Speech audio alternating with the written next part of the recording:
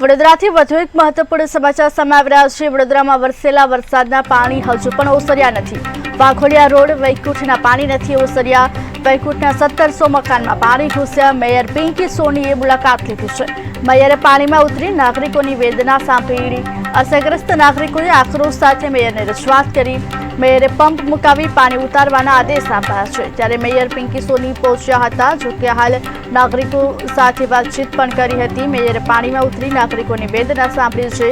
ત્યારે વડોદરામાં જોકે વરસેલા વરસાદના પાણી હજુ પણ નથી ઓસર્યા। વાઘોડિયા રોડ વૈકુંઠના પાણી નથી ઓસર્યા। વૈકુંઠના 1700 મકાનમાં પાણી ઘૂસ્યા। મેયર પિંકી સોનીએ મુલાકાત લીધી। મેયરે પાણીમાં ઉતરી નાગરિકોની વેદના સાંભળી છે। અસરગ્રસ્ત નાગરિકોએ આક્રોશ સાથે મેયરને રજૂઆત કરી।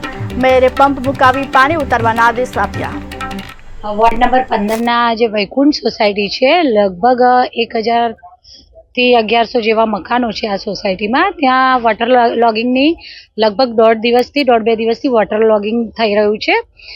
જે અહીંયાથી પાણી ઉતરી અને જે કાંસમાં જાય એ સેમ ટુ સેમ લેવલ હોવાના કારણે વરસાદ બંધ રહી ગયો છે, છતાં પણ એમના ડ્રેનેજમાંથી પણ ઓવરફ્લો થઈ અને પાણી બહાર આવવાના કારણે વોટર લોગિંગની સમસ્યાનો આ વિસ્તાર સામનો કરી રહ્યું છે। અત્યારે અધિકારીઓને સૂચના આપી દેવામાં આવી છે અને પંપ મંગાવી અને મૂકવામાં આવ્યો છે। જરૂર પડે બીજા પંપની વ્યવસ્થા કરવાની લાગતી હશે જરૂર તો એ પણ કરવામાં આવશે।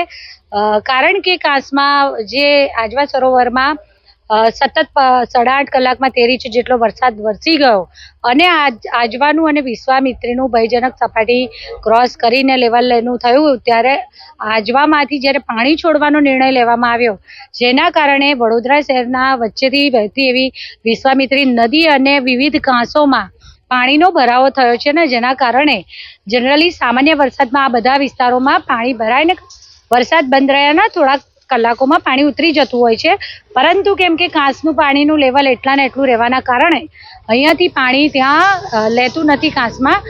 છતાં પણ અધિકારીઓ સાથે હમણાં ચર્ચા કરીને તાત્કાલિક જે રીતે રસ્તો નીકળે તેનો રસ્તો કરી અને આ પાણી કાઢવાની વ્યવસ્થા કરવાનું